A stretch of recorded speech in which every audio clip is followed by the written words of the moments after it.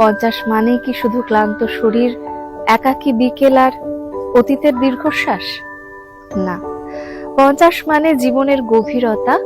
50 মানে সেই নারী যিনি বছরের পর বছর সংসারকে আগলে রেখেছেন, সবার স্বপ্ন বুনেছেন, অথচ নিজের স্বপ্নগুলোকে চুপচাপ আলমারির ভেতরে তুলে রেখেছেন।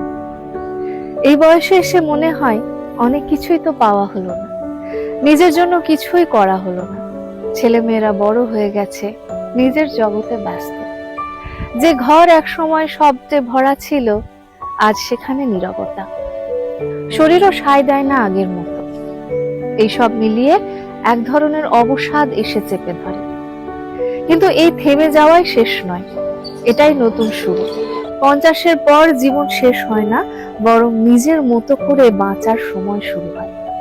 এই বয়সে আর কাউকে খুশি করতে হয় না, নিজেকে ভালো রাখাই সবচেয়ে বড় দায়িত্ব। এখনো শাড়ি পরে আয়নায় দাঁড়িয়ে নিজেকে সুন্দর লাগতে পারে, এখনো নতুন কিছু শেখা যায়, লেখা যায়, গান গাওয়া যায়, আবার হাঁটতেও যাওয়া যায়।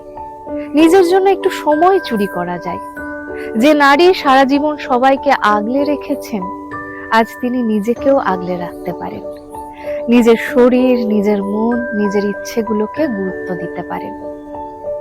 ফাগুনের রং কোনো বয়স দেখে আসে না, ফাগুন আসে মনে। আর সেই মনটা যদি আবার রঙিন করতে চান, তাহলে আজই শুরু হোক।